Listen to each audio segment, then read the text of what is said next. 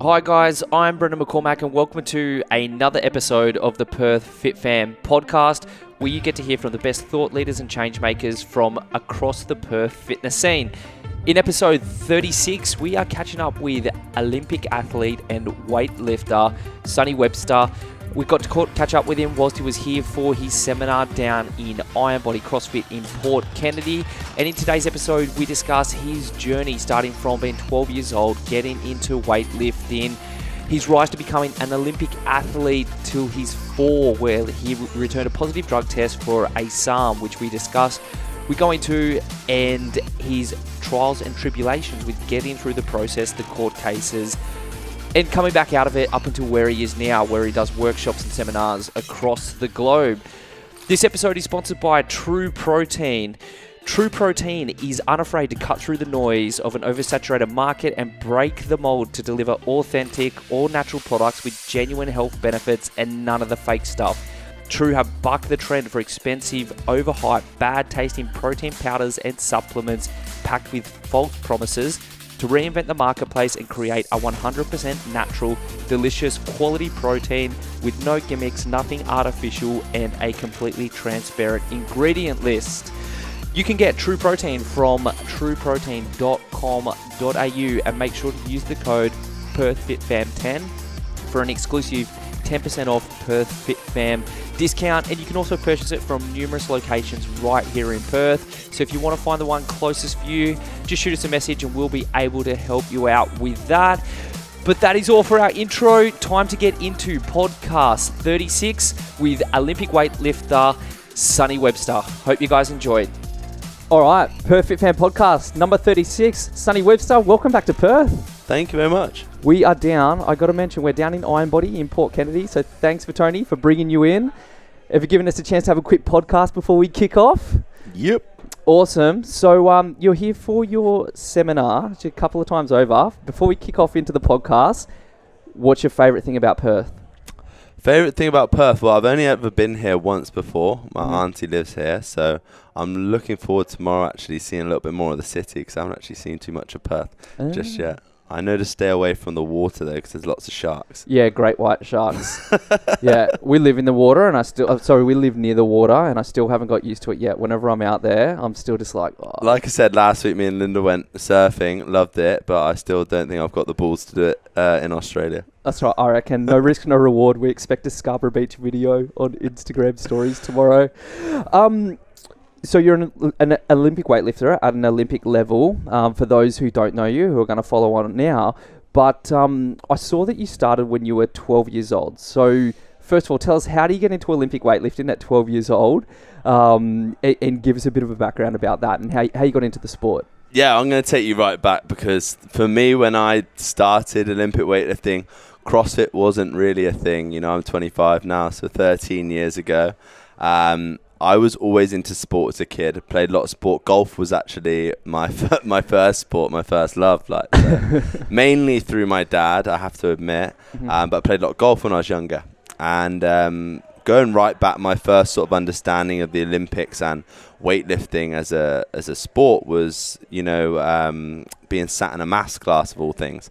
And the PE teacher come running into this math class, and we had like these big sliding doors that sort of separate the classrooms. They opened them up and said, look, we've got to turn that TV on. Something massive is about to happen.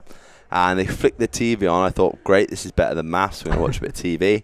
And it was right at the point that Kelly Holmes and David Beckham were jumping up and down, hugging each other. And we had just won the bid to host the Olympic Games in 2012. And I was like, this is brilliant. What the hell is the Olympics? I didn't really know what it was at that time. How old were you back then? I would have been 2005, so I would have been 11. 11, okay, yeah. 11 years old. I was at the Olympics. Well, that's great. And we ended up doing a lot of lessons and stuff around what the Olympics was. And I tried a load of sports out, a load of athletics, and I was kind of the kid at school that was good at loads of things but great at nothing. I was generally sporty but not like a standout at anything. I was just golf. Mm-hmm. And I always used to do really well at the we used to do the 80-meter sprint. When you're like between like the ages of 10 and 12, you do 80 meters before it becomes 100 meters, and I used to kill everyone. I'd be so quick off the line. Yep. And then I'd just about, hang on to my lead till 80 meters. The minute it became 100 meters, I'd just get smoked because I'd be out of breath before I got to 100 meters. So yep. Stop that. That was my only stint in athletics. I was good at the old cricket ball throw, and like I said, tried loads of these sports, wasn't good. Yeah. And we ended up moving down to Devon, which was about three hours away from where I was living in Reading, and started this new school. And it was really well renowned for being like a good sports school, and you could try lots of different stuff there. And I went down, did my golf, but naturally starting at a new school, not knowing anyone, I didn't have a lot of mates, so yep. I spent a lot of my time at lunchtime just walking around the corridors and chilling. And I stumbled across this weightlifting gym within the school, which was just mental because like you just don't see that very often. And I walked in there, sat down on the bench, and watched people do weightlifting. Mm-hmm. And I noticed like a few people from my class were coming to these classes, and I was watching them, getting to know them a little bit, and I was being a bit annoying, to be honest, and taking the piss out of these people giving weightlifting a go.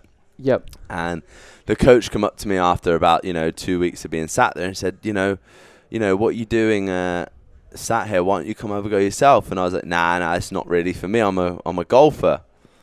And the coach was like, no, you got to come over and go. And I was like, nah, it's not really, trust me, it's not for me. And they were like, right, tell you what, you got detention tomorrow lunchtime, you have to come over, go at this weightlifting. And I was like, shit, 2 weeks into school already got detention. And the next lunchtime I went along, and purely because I'd sat and watched weightlifting done wrong and done right for 2 weeks, I already had a pretty good idea of what was going to be asked of me. Yeah. And I ended up beating everyone on my first day. And the coach turned around and said, have you done this before? And I was like, no, I've just been watching. And that's what I always say now is like, one of the best things to do before you get into weightlifting is sit and watch it done properly first before you get around to giving it a go. And that was it. That was the end of it for me. And the coach said, no, you got detention every lunchtime now until you want to be here. And that's how I spent the rest of my time in school. So he gave you a really, really good push to be able to do it. Sorry, she gave you a really, really good push to be able to do it. When you say like you beat him, did you go straight into doing like a snatch or a clean and jerk? Yeah, well, I mean, there was kind of like a process, which is, what I'm going to go over with the guys today is the same process that I learnt with, a breakdown of the technique first before you get around to learning it. At that age, there wasn't the fact that I wasn't mobile enough to do the movements or anything like that would hold you back. I was able to move very well already, as you do it. 10 years, 11 years old. Yeah. It was more about learning the techniques, and there was a process that I went through to learn the movement patterns and then stick them together, and off we went, snatch, clean and jerk. There you go, and spend it every lunchtime. In 1 hour. In 1 hour. It's going to take me longer than that with these guys today, but everyone will, by the end of today, having go through the process, will have a understanding of the movement. And I think for me, that's one of the hardest things is when people go to learn Olympic weightlifting, they see such a complex movement, and again when it gets taught it's so complex that people end up leaving mind boggled when anything that's complex is hard to repeat consistently. So I just really try and simplify the movement, make something nice and simple so that the guys can repeat it consistently. Do you think that as you get older, generally someone in fitness comes from like, let's say, a bodybuilding background or something where they're used to I guess muscular contraction, muscle control, and then they go into Olympic weightlifting or CrossFit and they muscle the weight around, whereas you didn't have to unlearn any habits? Yeah, of course. It makes it much easier, if people come to me and go like, I've never done weightlifting before, Sonny, can you teach me? Versus someone that's going, I've seen it, I've had it go, because, you can move a bar with the wrong muscles, and it makes it very difficult then to understand that, no, I don't want to use my biceps anymore. I want to use my legs to do the movement. Yeah. Now, so 2 years you said that you were doing weightlifting at school for? More than that. I was there for five years practicing weightlifting. And so a big part of a big portion of your time at school then went to weightlifting? Before school, after school, lunchtime. I can count on one hand how many lunchtimes I spent in the playground. It was always in the gym. Was that weird for other students, or did they start to admire you at school? Very weird, but then, I was fortunate within about 2 years into my weightlifting career to get selected for my first international. And, I'd won every competition up to that point that I'd ever competed in. And, that was nice for me because I felt like popular and felt cool in my school, because I didn't have that because I was quite shy as a kid. Mm-hmm. And I remember going to my first international thinking, I'm gonna win this one too. It was in Pavia, European under-17s. And I rocked up to this competition. And I got 6 out of 6, made all my lifts, best performance I'd probably ever done at an international. Broke the British records, and I ended up finishing 22nd out of 23. Wow. But it was one of the best things that ever happened to me at such early on in my career, because I realized that it wasn't about being the best in your country or being the best in your gym. If you really wanted to, make it to that elite level, it was about training harder than everyone else out there in the world. And it really brought me back down to earth at a young age, and realized that I had a lot more work to do. So then coming back to UK after that, and obviously your mindset changing and your eyes being opened up to an international level, give us a run through about your progression to making the Olympics. Yeah, it's a long story. I'm going to try and break it down a little bit for you. But I stayed at that school up until I was about 16 years old. And I kept coming back away from these international competitions, and I kept getting my ass kicked, and it was shit. I didn't like getting beat all the time. And I watched the other people in the training hall doing a lot of different stuff to what I was doing. And I was like, coming back to my coach and go, why aren't we doing the exercises that these guys are doing? Like, why aren't, they're beating me, but we're not doing the same things. And the coach, really didn't like me questioning the authority and asking different things, and we ended up falling out.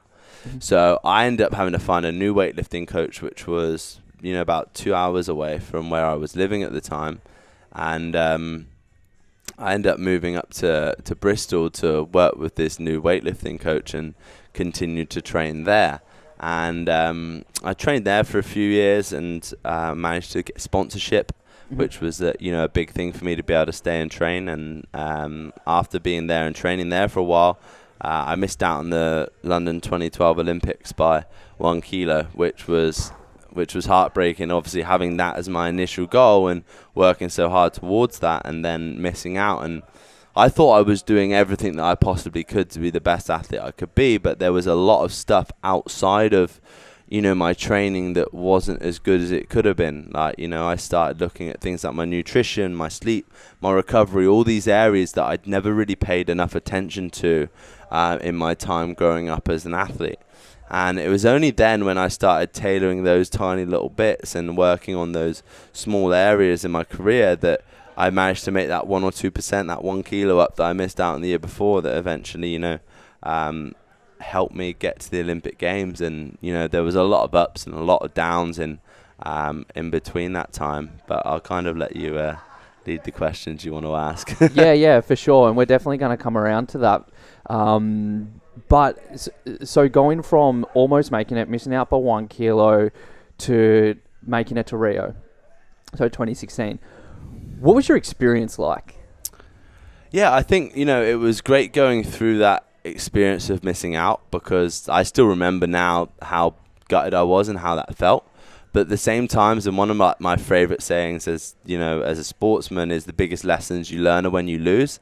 And for me to have gone through that process of losing and missing out, I took on board a lot more of the things that, was holding me back. And I went away, and in between that period of time, I never paid any attention to psychology.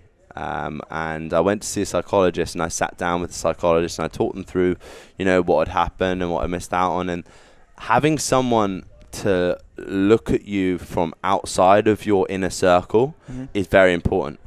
He made me ask myself questions that I wouldn't think about. Sonny, how many hours a night do you sleep? I don't know. I just go to bed when I'm tired. Yeah. Okay. Have you ever thought maybe, and a couple extra hours sleep would probably aid your recovery? Oh, okay. What do you eat? I don't know. I just eat when I'm hungry. Yeah. Why don't you try, sharpen up these areas? And that was really important because it made me start thinking about things that I hadn't paid the attention for. And like I said, in that period between, I didn't train any harder than I did before 2012 to 2016. I just trained smarter, and I looked at areas outside of my normal routine that will eventually add to my overall performance. And, it was that tiny details that made the difference. And I remember 6 months leading up to the Olympic trials, I eat, slept and breathed that day of qualifying for the Olympics. Yeah. And like I said, I went to bed every single day at 10:30. I ate the same thing every single day for 6 months. I didn't touch a drop of alcohol. I turned myself literally into a robot. Yeah. And the reason for that was because on that day that I had to stand and try and qualify for the Olympic Games for the second time, I didn't want to be stood there thinking, oh, but what if I'd done that? I didn't want to have any regrets. And, that was one of the key things for me. If you ever want to be able to perform to your best ability, you've got to be in a position on the day when you compete to know that there was nothing else that you could have done to be in your best place you can be. And only then can you really enjoy the experience of competing. Yes. And I did that, and I prepared everything. I made this special black and gold lifting suit. I had these special black and gold lifting shoes. I planned my outfit, how I was getting there, everything. Like, I dreamed this day. And Jeff, my sponsor, came down. He picked me up, and we're halfway up to the venue in the car, and watching the live stream on my phone, and just seeing the competition, the lightweight categories go, and I'm feeling good. I'm feeling really good. And all of a sudden, I see this guy come out, and he's wearing the lifting suit, just like my new black and gold one. I was like, what? There's no way this, he could have got the same suit. So I was a bit bummed. But anyway, then all of a sudden, like, my heart just, like, sunk. And I was like, Jeff, pull over. You need to pull over on the motorway. Like, just stop. And I jumped out, and I ran around the back of the car, opened the boot up, and opened my kit bag. And I'd left my suit, my boots, everything. To the biggest day of my life, the most important competition. I'd done world championships, European championships, competed hundreds of times, major internationals, never forgot my lifting suit and my boots. But to the biggest day of my life, I left it hanging on the bathroom door. And another dude's wearing it. No, well, he's wearing the suit, but like, I just forgot mine at home. Oh. I'd left it at home. So what'd you do? Boots. Well, I couldn't go back because we were too far away from my house. So if I'd gone back, I would have missed weigh-in. Yeah. So I ended up having to. Jeff's house was like halfway to the venue.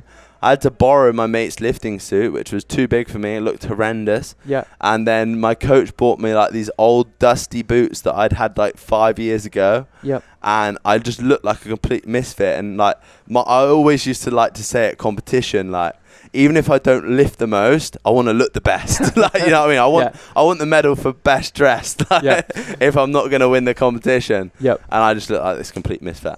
Yeah. And I was like, shit. But for me, because I'd done absolutely everything to prepare for that competition, you could have put me in a pink tutu on that day, like in a SpongeBob SquarePants outfit. Yeah. I would have still qualified because Yes. I'd like dreamt it and like put that in my head that was the only outcome for that day. And then so you qualified for the Olympics. Yeah. What was that feeling like after 4 years missing out by a kilo?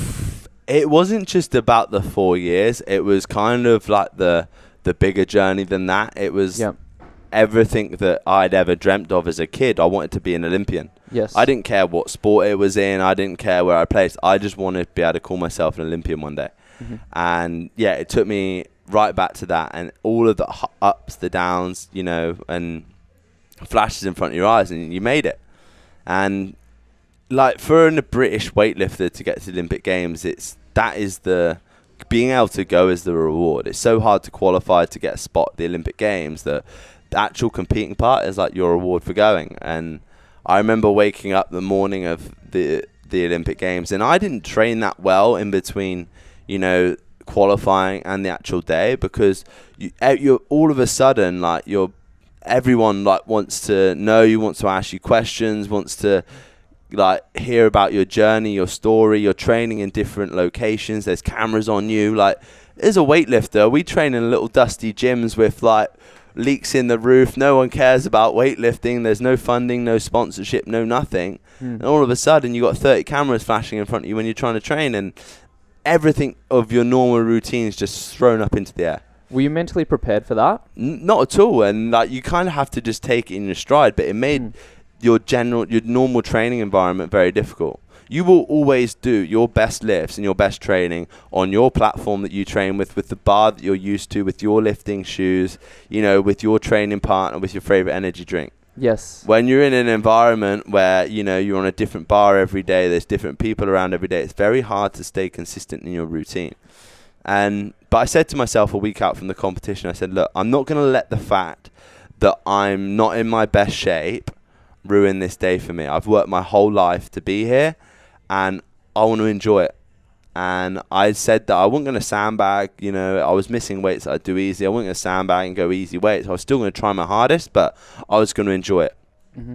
And I woke up that day ready for the Olympic Games, and, you know, I packed my lifting suit up. I had this smile on my face that it just couldn't get rid of, like, all day. And we got down to the venue and weighed in fine, and like, I'm all excited. And Jeff had flown out, my friends had flown out to watch me. And I've gone to put my lifting suit on in the back, and you had like a special lifting suit made just for you again. Yes. Because I was the only man that competed for Great Britain. And I pulled it out, and I was like, yes. Pulled it on, pulled it up past my bum. Thing rips in half. I was like, no, not again. Like the lifting suit thing's got me again. This time, luckily, I bought a spare, put the spare on, fine. Yeah. And I started playing with the bar in the warm-up room. I'm feeling like I said, first, so buzzing, I couldn't explain it. And you get called up, Sonny Webster, get in the queue, ready to go out to presentation. And I just remember being stood there in my Team GB tracksuit, and I wanted to cry. And I'd never felt emotional like that in a weightlifting scenario ever before, because weightlifting's aggression, you know, masculine sport, and you preparing for battle almost. And I was almost tearing up, and it's like I said, it's like all the highs, the lows of my career, and there's a lot more lows than there was highs, flashed in front of my eyes, and I was there. And it was Sonny Webster, Team GB, representing Great Britain. It was such a magical moment to get called out to represent your country on the biggest stage ever. And it was kind of like a capping off of, you know, everything that my younger life had been driven towards. And, you know, I missed out on a lot as a kid, and you sacrifice so much, friendships, family, to have got there, and I was there. What was it like once you were on the platform actually lifting? Did you feel a lot of pressure? Was it such an amazing experience? All your senses were heightened tenfold. Mm-hmm. I could hear everything, I could feel everything, I could, you know, almost taste the air. It was very special. And I think knowing that so much of my friends and family are at home watching me, and, you know, really wishing that I did well, felt added pressure that I get that competition, but it was kind of tenfold. You had that weight of the country on you, because at the Olympics everyone gets behind it, whereas at the World Championships it's just only the weightlifting community that care. Very niche. Yeah, so there was a lot more pressure in that sense, but I just tried to soak everything up. Every lift I was interacting with the crowd, I was soaking up the platform, being here, all these shiny weights and stuff, and really taking it all in. And I only made 3 out of my 6 lifts on the platform, but it felt like I made every single one of them. Yeah. Because I enjoyed every single one of those lifts. And that's what's so special for me now, being able to reflect and talk about it. It wasn't my best performance, but I enjoyed every second of it. And I think for something like that you may never ever get the opportunity to do again, you need to be able to leave it on a good note. And I did, and I now reflect on it with a full heart and with a smile, as that will probably always be one of the greatest days of my life. Yeah. And it was cool. And I wore my red snapback on the platform. Yes, yeah. And very famous. Yeah. And that caused a lot of controversy. Yes. And I remember walking off to do my first interview afterwards, and they were like, Sonny, did you break any records today? And I was like, yeah, I was the first man to compete with a snapback on.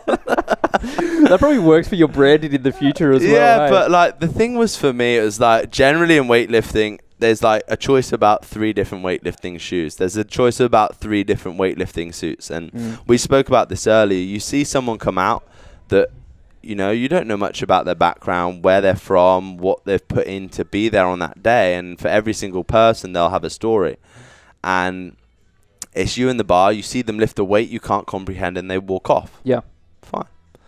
You don't get any understanding of their personality, them as a person, and it's very hard. And, when everyone comes out wearing the same thing, lifting weights you can't comprehend, whereas the snapback for me was my way of expressing a little bit of my personality without, having to do anything. You only get a short time on that platform, and it was received by a lot of people in the wrong way, but it was meant in a sense of me expressing, my personality and my passion, and trying to, more than anything, like, make the sport a bit more exciting, a bit cooler, a bit like, which we spoke about. Accessible. It's a stale sport to watch, and I think it's important to be able to attract people in, to be able to do things like that. So I thought it was cool. I definitely appreciated it. Really cool. Now, talking about the questions leading into us. So you've gone to the Olympics, you've lived your dream, and then the controversy comes in where you return a positive drug test for ostarine, which is a SARM.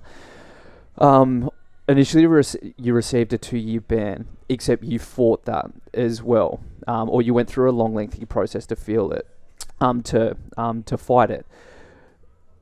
How did life switch going from living your dream to then having this instantly happen? And you can elaborate on what happened if you want to, if I didn't explain it. So the Olympics, biggest day of my life, great. You come back from the Olympic Games, and I think everything that you push to one side after such an amazing day, like the family, your friends, people who cared about you, they're not there anymore. Yep. And it's a very lonely place after that time. And I didn't want to train or really do much for a while after the Olympics, went on the holidays and stuff. And I started to get back into my training and, set my next goal as Commonwealth Games as my next goal. Mm-hmm. And started training hard as I normally would. And I've been drug tested maybe 60 times before that. Never even dreamed of cheating, like it was what it was. And for me, more than anything, prior, to that was promoting clean sport. And it was important in a sport where, get our ass kicked all the time, that, everyone should be on a level playing field. And gets to the day, it was an out of hours at a competition test, which for people listening who don't know what that is, that's we give an hour of where we are for every single day so that we can be drug tested in Britain. Mm-hmm. So not many countries do it. I think Australia do it as well. Yeah, we do. But you give an hour of everything. I've been doing that since the age of, I think, 16 years old. Mm-hmm. And an out of hours test means they come outside of your allotted time slot. And it was at 9 o'clock at night that they came to test me. Mm. And I know if my doorbell goes at 9 o'clock, it's the drug testers, fine. And, I'm more than happy to let them in to come and test me. If I had not been there, if I had not answered the door, no problem. Yes. Okay. But no, again, more than happy to come in, do my drug test as normal. I know my drug tester well. Like, he's come and sat with me many mornings for a coffee at 6 a.m. and test done fine. Mm-hmm. Even posted it on Instagram that night on my story, late night drug test. 2 weeks later, I'm driving up to play golf, and I get a call off the CEO of British Weightlifting, who I know well, speak to him all the time. He goes, Sonny, you read your emails? No, what do you mean? And I thought he was like messing around with me. He's like, you've had a positive drug test, mate. I was like, what? And I genuinely thought he was like taking the mickey to begin with. And he's like, no, Sonny, this is serious. Like, you need to go and check your emails. Like, oh, shit. I went on my emails, and like I pulled over to the side of the road, and I read this email from UCAD saying you've had a positive drug test. Mm-hmm. I was like, what the fuck is ostarine? And I was in shock to begin with. Like, I didn't really know what to do. And I rang up a couple of my friends and close friends and told them. And I was like in a state of panic to begin with, because it's like, this is my whole life. Mm. And I even thought for a split second, I was driving past the airport, I was like, I might just ditch the car and disappear. Like, this is going to ruin my life. And I got back and, I spoke to a really close friend, and I was like, at the time I was saving to buy a house. Mm-hmm. And I knew it was expensive to fight a drug case, and I was like, I need to do this. I need to fight this and find out where this has come from, because this has not happened intentionally. And the first thing I had to do was notify them that I was going to contest it. That cost you 4,000 Aussie dollars straight away to be able to contest your drug case. I then spent $12,000 having all of my supplements tested. So I was working with the supplement brand at the time. And I was also having, I'd have like normal things like BCAAs, creatine, protein, normal stuff you do. But, I would have like energy drinks, pre-workouts and stuff like that. And, I think you never expect anything to be in those things, because you're just like, well, they're off the shelf, they're fine. And I'd always been so careful with that throughout my career that, you'd never think anything of it. So I had all my supplements tested, and the level of ostarine in my system was the lowest dose ever recorded in a human urine sample for a doping test. Sure. Which would go to suggest that the level that I had was such a low amount with whatever I had it in. And there was 46 cases that year of positive tests through contamination for ostarine. So my likelihood thinking straight away was it was got to be from contamination from my supplements. Had all my supplements tested, nothing. There was only one specialist that would have been able to test down that low to find, because it's called NISO accreditation when you have a instrument that can test down to find things. And the one guy that would have been able to test down low enough was actually UCAD's doctor. But you can't use the same doctor to test for same witness, if you like. So I had to use this other person. They didn't find it. I'd spent further money having some other supplements I had tested, still didn't find it. I was then offered by UCAD to admit to doing it, and they would give me 2 years. There was no way that you don't do weightlifting for money, you don't do weightlifting for fame. There was no way that I was admitting to doing something that I hadn't done intentionally for the sake of 2 years. My morals was not going to let that happen, and I wanted to fight it right down to the line, because at the end of the day, like, I wanted to be able to say that I did everything I possibly could to prove my innocence. And so I said, no, I don't want the 2 years. We're going to court. And I hired these lawyers and stuff, and we went to court. And the day before the court case, they said, look, Sonny, we'll give you 1 year if you admit to doing it, and you can tell us someone else that will lead us to a positive test. I was like, are you mad? Like, I don't know who's taking drugs, And that was mad to see how corrupt that was. And the reasoning behind that was that they wanted not to go to court was because they had to hire an external legal team, which is very expensive, because I had very good lawyers. And the minute it goes to court, it cost me like about 20,000 Aussie dollars for the court case. And it would have cost them a similar amount. And they didn't want that to happen, but obviously I was going right down the line with this. So anyway, I said no, went to court, and the court case could not have gone better. Their doctor came on and spoke at the in the courtroom and said the likelihood is this, with the dose being that low, that it could have come from contamination. We also found out that in the courtroom that UCAD had withheld us from using him, and he said he would have been happy to do it. Which was hard to hear in the courtroom. But basically, long and short of it, it couldn't have gone better. And I thought at that point, the evidence was quite clear that this had been not something that happened intentionally. I hadn't impeded anyone's performance by this. I hadn't, been competing during that period of time. I'd been tested at my last competition, fine. And I thought, likelihood is maybe we were going to try to get 6 months or a year, and I'd be back in time for the Commonwealth Games. 2 months later, find out getting 4 years, worst possible ban you can receive in Olympic weightlifting. And my life had fallen apart, to be honest. And I'd spent all my life savings. I now couldn't compete in a sport that I devoted my whole life to. And prior to this being announced, I spent the time calling everyone that I was ever involved with in the sport to tell them what I've just told you there, the honest truth of what had happened. If I'd wanted to cheat, and this is the kind of man I am, I would have cheated. I would have gone, I got caught out, held my hands up, and taken my 2 years and gone, I tried to cheat. That wasn't the case, At the end of the day, like I said, for me earlier on, I was more interested in being best dressed than I was winning the competition. And, you know, you can only do as much as you can do. There was been of no benefit at that point in my career to have tried to cheat. I've already done everything I wanted to achieve. And I told everyone my story, and I got a lot of support from all my friends, my family, and the people that were close to me, because these people had seen me grow up through the sport from 11 years old. Yep. And they know me well enough to know that I would never even dream of doing something like that. Yeah. And then, but then when the news comes out, I was fortunate enough to get my story out ahead of the press, which was good because a lot of people got to hear my side of the story first. Went on the back foot.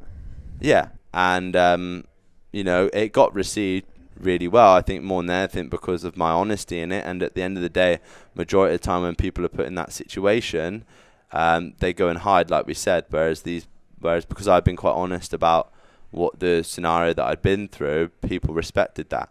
And but I also found, and you saw the people that really were your friends, and the people that stuck by and supported you, and the people that stabbed you in the back. And it was a lonely time, and I was extremely depressed for a long time. I said, after I'd said everything I needed to, that, you know, I can continue to dwell on this and, you know, let it ruin my life, or I can draw a line in the sand and continue to educate and show people my passion that I have for the sport, and continue to share the love of sport with people, regardless what I've been through. It doesn't change me as a person or as a man. You know, if anything, it's taught me a lot about myself, and to especially have dealt with that level of depression and that level of, you know, sadness, and to come out the other side, I think is really important. And I know a lot of people that, you know, off the back of that have seen what I've been through and see how I am now as a person and continue to chase my dreams and my passion, have learnt from that, which was really what I wanted to come off the back of something that was so terrible that had happened to me. So I guess after the aftermath of this happening, and how long did it take for you to pick yourself back up? Because I guess I've entered your journey from doing the seminar, seeing you with all the cool vloggers, seeing you do such great things. At what point did you say, you know what, I'm not going to sit down, I'm going to continue my life and be a success by helping spread what I love? I think after, it took me a year before I felt comfortable to discuss it in public. Yep. You know, to come to terms with it. And I didn't realize how long it takes, that healing process, because I'd been asked to do podcasts and talk about it before, and I'd never really felt comfortable to do it. And I didn't realize that was because I hadn't come to terms with it yet. Sure. So I'd say it took me a year in that process to be able to process the information and be able to talk about it. But the day after I announced it, I went back to the gym and I trained. You know, weightlifting is my life. I wake up every day, and as Linda will tell you, I need that in my life to function. You know, it's part of my daily routine. It's part of me. So I wasn't just going to stop training and stop doing what I love doing. So I'd say in terms of the training and the routine of training was pretty much straight away. Awesome. What about out doing workshops and doing the things that you do now that people love, that people come from London to Bali, from everywhere around the world, I think to come see you do what you do now? I'd been doing that maybe 2 years prior to the Olympics even. You know, it just become a lot more popular after the Olympics. I think for me, with what I do with the CrossFit community, it's trying to take, like I said, a sport that's very dated and very difficult to be something inaccessible and fun and easy to learn. And I'm trying to bridge that gap. My goal going forward is to change the perception of weightlifting as a sport in the world. It's a big goal, but one gym at a time, 30 people at a time, with everyone that I have with my academy that I'm a part of, my following, I'm trying to breed that and, you know, express that. So, they keep getting popular, and, you know, I love doing it. This is the bit for me that, you know, yes, it allows me to continue to travel financially, covers my living costs, but working with people one-on-one in a way to, at the end of the day, I'd probably say 70% of this room will walk out that door with the PB, and if not, they would have had a bloody fun day lifting weights. Yeah. That is my reward of what I want to do. Awesome. And one gym at a time, like I said, I'll be doing that. So 2 more questions, because I know that you got to go jump into your. I'm looking at the time, and I know that you got to go jump into it in a second. So you've been doing the courses, and your popularity has grown so much as well. You're obviously doing something that you love and making an impact. And it must have been around 6 months ago we're imposed a reban. Yeah. Yeah. So having the 4-year ban, how does that affect you into entering competition at all in the future?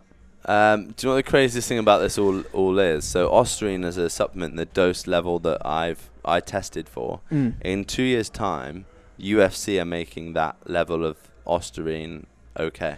Well, let's cover UFC for a second, because I've worked with a lot of athletes, and I work for a brand that uses HASTA approval, so I've dealt in this space quite a bit. And obviously everyone knows about John Jones and what happened recently and the picograms, and that they're saying, no, like, that's fine, he's back through. And you're talking about... Mine was underneath the same level, and therefore I would have, in 2 years' time, had I been through that process, would have not been banned.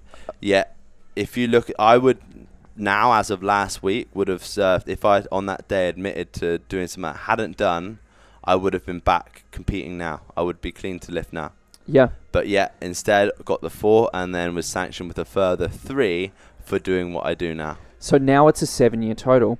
So my question with this, and I'm going to ask this question because someone from the weightlifting community asked me, and I have my opinion, so I'll give you my opinion afterwards. Do you think it's responsible to offer courses, and I'm trying to word it, sorry, how they did. Do you think it's responsible to offer courses and online programs if people can potentially get banned for taking them? So my courses, for example, if you come to one of my seminars there, it's an opportunity to learn from me that has a positive impact on the person that comes. Therefore, I don't think that should be a sanctional. Like, my knowledge of weightlifting has nothing to do with my performance side of my weightlifting, you know. Yeah. And what I deliver in my seminar is, like I said, it's exposing the sport in a positive light. We don't go into anything regarding my ban, anything to do with drugs. It is about learning the movement technically efficiently. Okay. The online programming is ran through Webstar Performance, which is a business, yes, that I own with other partners. Yep. And therefore that is what delivers the programs. Yeah. The intellectual knowledge, whether I wrote it or whether a coach wrote it for me, and it's on a platform for people to buy, again, if you're using those training programs, that is for your benefit, and as to what you do with them is fine. If people want to come on there and, for example, you post a video on Instagram of you doing a snatch and you say, Sonny, will you have a look at that for me? Yeah. And I go, yeah, no problem, keep your chest up. Yeah. Does that make me your coach, or have I offered you advice to help you improve? Okay, the reason why it's a bannerful offence for someone who competes to attend is because I'm acting as their coach. Yep. I don't deem you following an online program that's delivered by my business me your coach. Yeah. A coach is someone who's with you 3 times a week, monitoring what you're doing every single day in your training plans and making something personal for you. Yes. I'm then going to go with you to your competition and watch you compete and direct you in competition. Yeah. Okay? That makes me your coach. That is what the bannable offence is. Yes. To attend a seminar where you're going to be educated does not deem me your coach. So therefore, I don't feel as though it's irresponsible to do that, because at the end of the day, my seminars are not for weightlifters. Yeah. Okay. My seminars are for CrossFitters. Okay. I want to teach the CrossFit community how to improve their lifting. Okay. And therefore, if you're a competitive weightlifter, you do not have to attend my seminar. Okay. It's not designed for you. It will help you if you've never done weightlifting before. If you want to have a better understanding of how to coach weightlifting, great, come along. But it's your obligation as an athlete to want to do that, you know. And there's been, I can tell you now, hundreds of athletes that compete that go, fuck you to the organisation. I still want to come and learn from Sonny. Yeah. And that is their choice. And, you know, I'm not forcing anyone to want to come and do that. No marketing. Oh, Ryan Woodall, what's happening, buddy? Cool. So my opinion on that, like, just to close off so people listening understand, I agree with what you're saying. The courses are not marketing to get people on the platform for weightlifting. Not at all. I would say close to 100% of people coming to these things are CrossFit athletes or CrossFit enthusiasts. Let's even just put them at that level. They're running CrossFit boxes and they're marketed for people that want to learn how to have better weightlifting technique. So I'm in agreement with you, and through the messages where this came from, I made my point really, really clear, but I thought I'll put it out there to get your side of things as well. Yeah, and I know that, you know, a lot of the Australian Weightlifting Federation, Australian Weightlifting community, New Zealand Weightlifting community have not been, you know, well received the fact that I've come over here to deliver seminars. But it's like I said earlier when we were in the car, I've come over here to offer people education. There's nothing to stop the athletes that are here, the Australian athletes, to do the same thing. Yeah. And, you know, it's the same with British Weightlifting Organisation. I was more than happy to offer, you know, my advice on helping athletes get into the position where they can deliver seminars, you know, build an audience so that people, first of all, want to come and learn from that person and connect. But, you know, because of the way that it was received initially, that didn't make me feel as though I wanted to put my hand out to help. Yeah. If there was people in Australia doing what I do in terms of seminars and the education stuff, I would not be requested to come over from the UK to do it here. Plus, you're a cool personality too. The fun stuff you do online, the hat backwards, you know, on the Olympic platform, it makes people, you're a person that people want to connect to, and you've done that work. But there's lots of other cool weightlifters out there as well. That's what I mean. There's so many other cool weightlifters out there, and there will be cool weightlifters in Australia that are, you know, great personalities and great people. They need to show themselves so that people can see that. Yeah. You know, and then the seminars and stuff will come to there. I wasn't trying to cause any ill offense to any of the communities by continuing to earn a living and, you know, pursue my passion for the sport just like they do. Which I think is important. So wrapping things up, I guess fast forward to the future, you know, when you're 80-year-old Sonny looking back, and I guess doing the courses and getting that extended ban, which is probably going to stop you from getting back on that Olympic platform. Do you think you'll look back with regret that you didn't get a chance to be back on there? Or do you think that you'll look back that you turned you turned an adversity into a strength and created something of your own? Yeah, I think definitely for me, like, I never had intention to go back to the Olympics again. For me, it was just about going there, being there, and calling myself an Olympian. People do not realize what you sacrifice in order to become an Olympian. Mm-hmm. I lost friends, family, relationships, everything I missed out on because I decided selfishly that I wanted to become an Olympian. I would never put myself through that again, in that selfish state, to become an Olympian again because of that. I've got different importances and different, you know, focuses now in my life. You know, I've been through the full circle. I think when I look back in 8 years' time, or when I'm 80 years old, if I can get there, I'll look back on that. I remember as a very young kid, my first coach saying to me, with weightlifting or with any sport, you should leave it in a better state than when you found it. And that, for me, ultimately, when I look back at my career through weightlifting, I want to look back and go, I've left weightlifting in a better state than when I found it, and I've had a positive impact on it. And if I can do that, great. Regardless of my personal aspirations to compete, be an athlete, to achieve, it's just about leaving the sport in a better state than where it's at. And I feel as though that I'm on the right path to be doing that at the moment. Awesome. Love it. Love the impact that you're doing. You're about to go ahead into your seminar. If people want to learn from you, where's the best place that they should either connect with you or go to the academy? Come play on Instagram, first of all. Come and see what I'm about. Come on my page. It's at Sonny Webster GB. Come and get some tips. Come and see. You know, I'm always posting little freebie tips, little educational, simple things that we can all do to practice to be better at weightlifting. I'm currently working within the academy, which is the most exciting thing, to put together an online program where people can learn to weightlift from scratch. Awesome. So you could have listened to this podcast today and gone, fuck, weightlifting sounds cool. I want to give it a go. Soon, within the next couple of months, there's going to be a program within my academy, SonnyWebsterAcademy.com, where you could go and step-by-step learn how to do Olympic weightlifting, which is extremely exciting, because that's the first step for me to be able to reach people that, you know, that follow me, that follow weightlifting, that it isn't accessible to at the moment, but they'll be able to get up themselves a bar and weights and learn very light from scratch how to do the techniques correctly. We also have programs on the academy like the mobility manual that teach people how to get their body moving better in preparation to do weightlifting, and there's stuff on there for the CrossFitters that want to develop their weightlifting alongside their lifting plans. So we're kind of catering to everything and trying to make it as accessible, like I said, for the masses as possible. There's nothing that's personalized about the programs, because I'm going to tell you now, I didn't have a personalized plan until I was maybe 6-7 years into my weightlifting career. You don't need it. You just need structure. Awesome. And we've got all of that within the academy. So yeah, go and check it out from Insta. Awesome. All right, guys, check out the show notes. We'll put all those links in for you. Check out Sonny on Instagram, Sonny Webster. Thanks for being on. Thanks very much. That's a wrap for today, guys. I really hope you enjoyed this fascinating conversation with Olympic weightlifting athlete Sonny Webster. I really think this is one of our best podcasts to date. So if you guys enjoyed it, I'd love it if you head to iTunes, give us a 5-star review, and make sure that you leave a message on there. We really do appreciate it. But I think that's it. And as always, stay tuned for more of the Perth fitness scene to come.